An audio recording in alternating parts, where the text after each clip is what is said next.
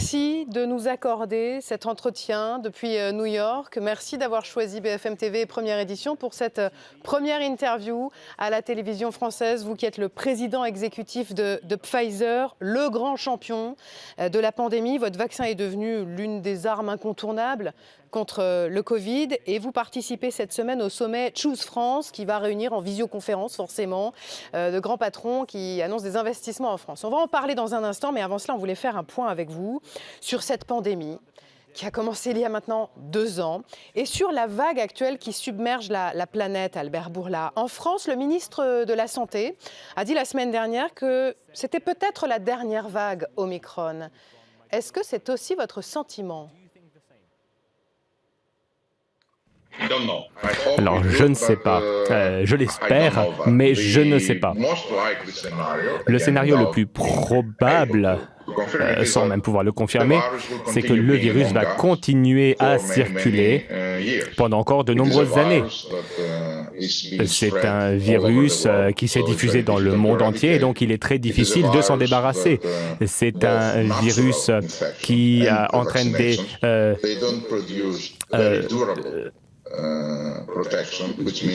création d'anticorps naturels et par vaccin. Et donc les personnes qui sont contaminées peuvent être contaminées l'année prochaine par un autre variant, par exemple. Et c'est un virus qui crée beaucoup de variants.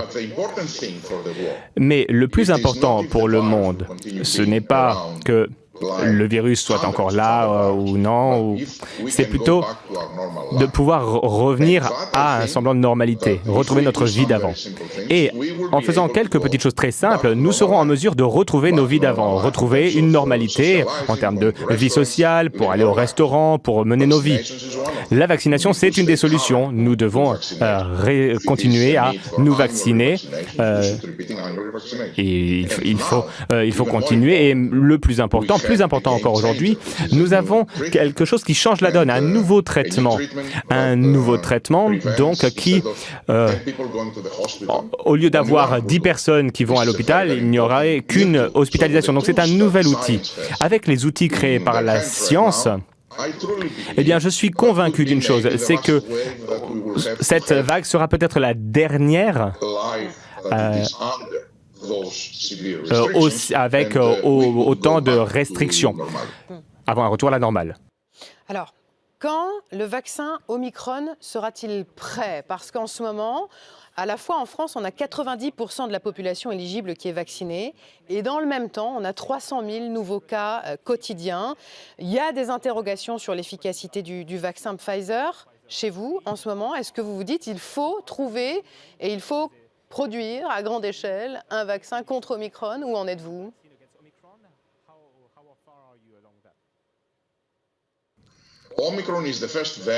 Alors, Omicron, c'est le premier variant qui a contourné la protection octroyée par nos vaccins et les autres vaccins disponibles.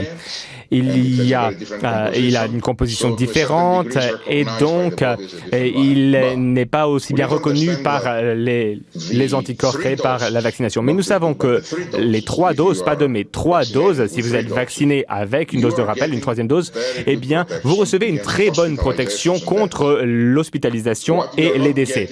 Ce qui n'est pas aussi bon, c'est la protection contre les contaminations. Et donc, les personnes vaccinées pourront contracter Omicron, mais au moins seront mieux protégées contre Delta. Mais les personnes qui ne sont pas vaccinées iront à l'hôpital ou pourront décéder. Dans l'ensemble, les personnes qui sont hospitalisées sont des personnes non vaccinées. Mais Omicron, c'est le premier variant qui échappe à cette protection et notre objectif est de ne pas nous laisser dépasser par le virus, toujours avoir une longueur d'avance. Alors cela signifie que nous travaillons déjà sur une nouvelle version du même vaccin qui permettra de couvrir non seulement les anciens variants, mais également Omicron contre les contaminations, les hospitalisations et les décès. Ceci plus différentes combinaisons que nous sommes en train d'essayer. Nous sommes en train de travailler sur un nouveau vaccin contre Omicron, un hybride contre le variant Delta, les anciennes formes du virus et Omicron. Et nous allons voir quelle combinaison fonctionne le mieux au mois de mars. Et nous avons la possibilité, si nous nous rendons compte qu'il faut passer à une version de vaccin plutôt qu'à une autre, nous serons en mesure d'apporter au monde un grand volume de doses. Mais vous le disiez, il faut essayer d'avoir un temps d'avance sur le Covid. Et souvent, c'est lui qui a un temps d'avance sur nous, notamment avec Omicron. Vous avez été déçu justement que Omicron réussisse à contourner le vaccin?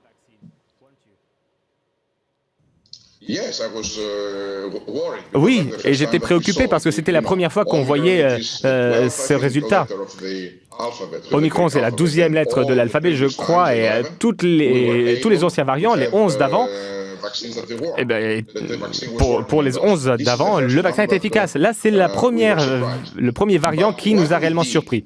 Mais ce que nous avons fait, nous savions que ça allait arriver. C'était impossible que ça ne se passe pas comme ça avec ce virus. Mais nous avons organisé un système qui nous permet d'avoir un nouveau vaccin, une nouvelle version du vaccin en 100 jours. Nous l'avons testé. Nous avons pu en mettre au point un nouveau en 100 jours. Nous l'avons testé avec Delta, avec Beta, avec Delta et même avec Alpha. Et nous avons été en mesure de développer une nouvelle version du vaccin très rapidement. Et c'est la raison pour laquelle, bien que ce virus soit arrivé en décembre, nous allons pouvoir avoir un vaccin efficace en à peine 3 mois. 3 mois, c'est réellement très court. C'est vraiment une période très très courte, mais clairement, on travaille avec de nouvelles technologies qui nous permettent de mettre au point un nouveau vaccin en 3, même en 2 mois. La semaine dernière, nous avons annoncé un nouvel accord avec une grande entreprise qui potentiellement nous aidera à synthétiser, au lieu de l'ARN en 2 jours à la place d'1 mois. La France s'interroge en ce moment sur la nécessité d'une 4e dose. Israël et le Chili y sont déjà passés. Que disent vos études et combien de temps après la 3e dose est-ce qu'il faudrait faire cette 4e dose?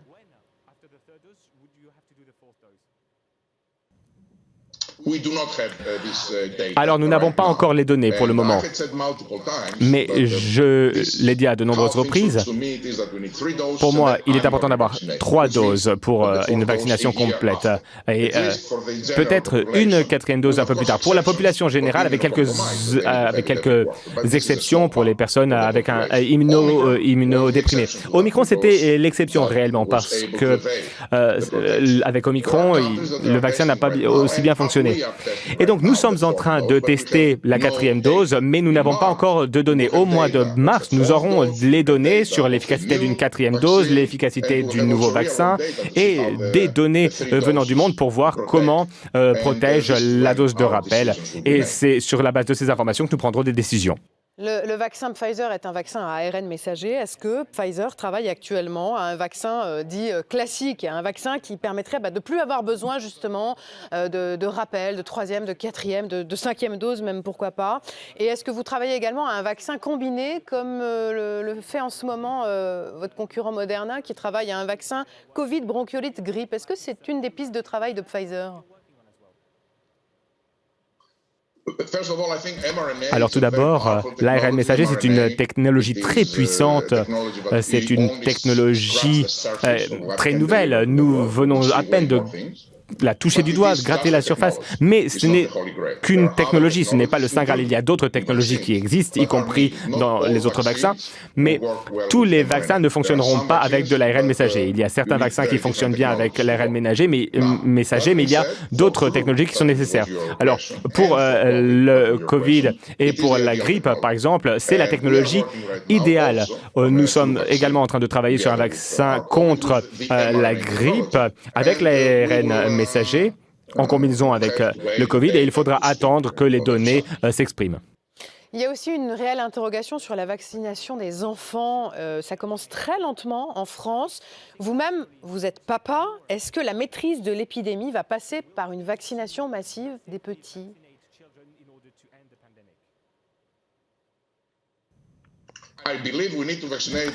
Je pense qu'il faut vacciner les enfants pour les protéger. C'est l'objectif premier. Mais avec Omicron, on a vu beaucoup plus de cas positifs chez les enfants qu'avec le variant Delta. Alors, le variant Omicron entraîne moins de cas graves chez les adultes, mais on voit qu'il impacte plus les enfants que le variant Delta. Mais évidemment, tous les pays doivent faire leur propre évaluation. Nous avons apporté un vaccin qui est sûr, très sûr, et qui a une très bonne efficacité. Et donc, c'est aux docteurs, aux parents, de prendre la décision pour protéger au mieux leurs enfants. En France et ailleurs dans le monde aussi, il y a beaucoup de parents qui sont réticents à vacciner leurs enfants. Qu'est-ce que vous pouvez nous dire sur les effets secondaires sur les dernières études que vous avez menées ?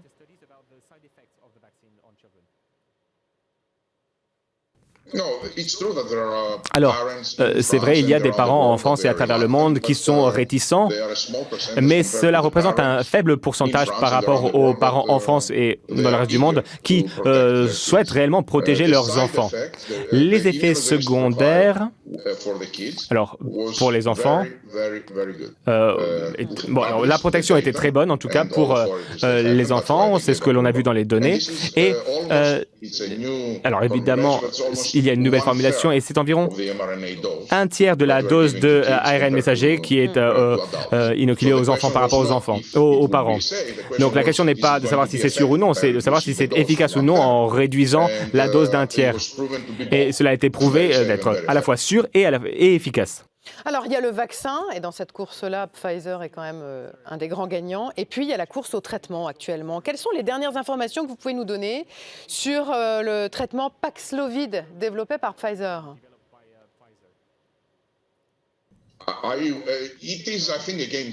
Alors ça change réellement la donne. C'est un traitement qui a été mis au point en temps record. Nous avons utilisé une synthèse digitale numérique, c'est-à-dire que au lieu de découvrir la molécule, eh bien nous la concevons. C'est la raison pour laquelle nous avons été en mesure de le mettre au point aussi rapidement. Et ce que cela signifie aujourd'hui pour la vie de chacun, c'est que lorsque 10 personnes prennent un comprimé, ou plutôt lorsque les gens prennent les comprimés avec la maladie, au lieu d'avoir 10 personnes qui sont hospitalisées, il n'y aura qu'une seule personne qui sera hospitalisée. Donc ça change réellement la donne, car comme on le sait, à chaque vague, il y a eu une surpopulation dans les hôpitaux et le système de santé s'est effondré. Et cela a posé des problèmes à cause du Covid et à cause d'autres maladies, car il y a certaines personnes qui n'ont pas pu être prises en charge par les hôpitaux. Donc ça change réellement la donne.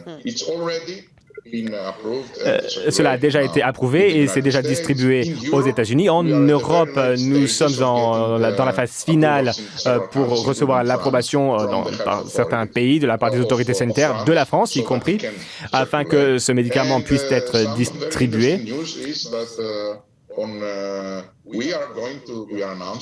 Et une bonne nouvelle, nous avons annoncé un grand plan d'investissement en France. Comme vous le savez, nous allons investir à 520 millions d'euros sur 5 ans. Une grande partie de cet investissement, la plus grande partie de cet investissement sera allouée à un partenariat avec Novacep à Mourinx pour produire l'API de ce pour produire ce médicament ici pour la France, à Mourinx. Donc c'est vraiment très important, un investissement très important. Et nous avons l'intention de le déployer très rapidement. Nous avons déjà commencé à travailler en transférant les technologies pour installer des équipements, former les personnes. Et donc, en quelques mois, nous serons en mesure de produire la substance médicamenteuse qui pourra être utilisée par le monde entier.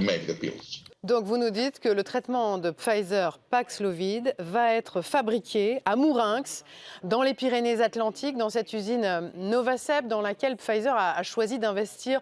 Pourquoi ce choix d'investissement ?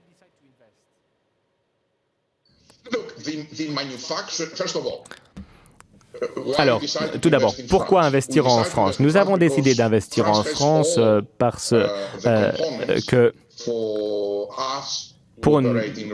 Nous avons pu mener nos recherches sur place. Nous ne faisons pas simplement de la production, nous faisons également de la recherche sur place. Et deuxièmement, il est important d'investir dans des salariés très qualifiés. Ce n'est pas comme quand on travaille dans une usine qui fabrique des téléphones ou... donc là, c'est des produits pharmaceutiques, c'est-à-dire qu'on travaille dans un réel laboratoire et donc cela nécessite d'avoir du personnel très qualifié. Et vous avez ce personnel très qualifié en France. Par ailleurs, c'est un bon environnement commercial. Il y a beaucoup d'incitations pour la recherche pharmaceutique en France.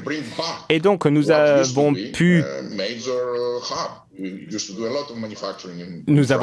refaire à nouveau de la production en France, comme nous en faisions par le passé. Nous sommes de retour en France parce que ça vaut le coup. Et nous avons sélectionné Novacem parce que nous travaillons déjà avec eux et ils sont très compétents. Ils ont des savoir-faire de pointe. Donc pour nous, le nom de notre marque est très important. Lorsque les gens voient Pfizer, bien, ils voient ça comme un gage de qualité. Et donc c'est très important, lorsque l'on sélectionne un partenaire, de faire son travail, son devoir de diligence pour s'assurer que les partenaires ont des hauts niveaux d'exigence. Et nous savons que ce partenaire-là. Revenons sur le Paxlovid en lui-même. À qui va-t-il s'adresser? Quand sera-t-il disponible? Et la France vous en a-t-elle déjà commandé?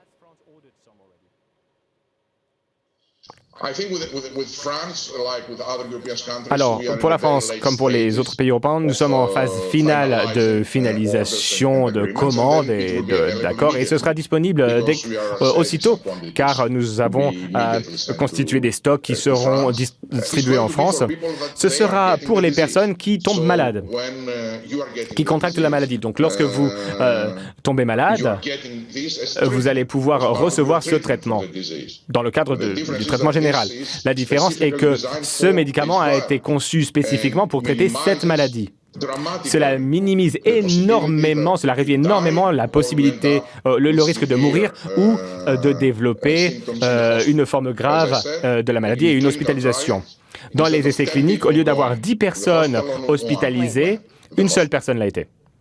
Bon, on disait Pfizer est le champion de cette pandémie. Combien de vaccins avez-vous écoulé depuis le début de la crise sanitaire dans le monde? Alors, à la fin 2021, nous avions produit 3 milliards de doses. Nous avions envoyé 2,6 milliards de doses dans le monde et 1 milliard sur ces 2,6, donc environ 38-40%, ont été envoyés aux pays à revenus faibles et intermédiaires. Pour quel chiffre d'affaires total?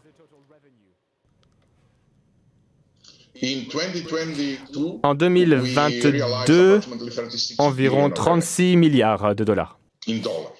Vous savez que les profits des laboratoires sont régulièrement pointés du doigt, notamment en France. Qu'est-ce que vous répondez à ceux qui accusent les laboratoires en général et Pfizer en particulier de s'être enrichis dans cette crise? Eh bien, je pense que si on n'a pas de programme et d'entreprises qui font des bénéfices, eh bien, il n'y a pas d'entreprise, d'entreprise qui mérite plus de faire des revenus que nous, car nous avons aidé l'humanité. C'est un fort incitatif pour les autres, c'est-à-dire que si vous prenez des risques, vous pouvez être récompensé. En plus de la récompense morale que l'on reçoit tous les jours, le fait de sauver autant de vies. Il y a eu énormément d'entreprises qui ont essayé de trouver une solution et très peu ont réussi. C'est un business très risqué et les entreprises qui réussissent engendrent des bénéfices, mais les centaines d'entreprises qui échouent ont perdu de l'argent.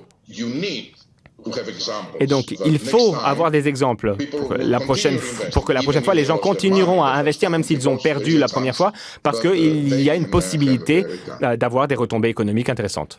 Est-ce que l'on maîtrisera cette épidémie sans vacciner massivement le continent africain?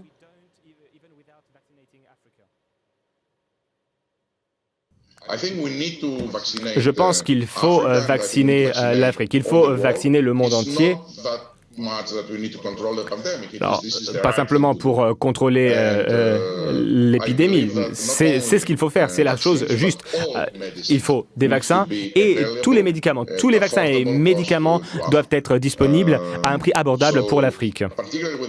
En particulier pour le vaccin, aujourd'hui, il y a des efforts qui sont faits parce qu'au début, l'Afrique n'avait pas accès au vaccin. La situation a aujourd'hui changé vers la fin de l'année dernière, au dernier trimestre, et donc aujourd'hui il y a des quantités disponibles pour l'Afrique dans l'ensemble, mais le problème aujourd'hui c'est que nous devons travailler, aider les pays d'Afrique à renforcer leurs infrastructures, à sensibiliser la population pour qu'il n'y ait pas de réticence, apporter des équipements aux centres de vaccination, etc. etc. Voilà quels doivent être nos efforts aujourd'hui.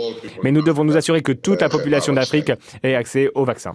Albert Bourla, 2 questions très rapides. Je voulais qu'on parle avec vous du mouvement anti-vax qui sème dans toute la planète. En France, il y a 5 millions de personnes qui ne sont toujours pas vaccinées. Qu'est-ce que vous avez pensé d'Emmanuel Macron qui disait la semaine dernière qu'il avait très envie d'emmerder les non-vaccinés? Et deuxième question, quel regard portez-vous sur l'égérie que se sont trouvés les anti-vax en la personne de Novak Djokovic? Quel regard portez-vous sur cette affaire Djokovic? Et si vous l'aviez en face de vous, le joueur de tennis, vous lui diriez quoi?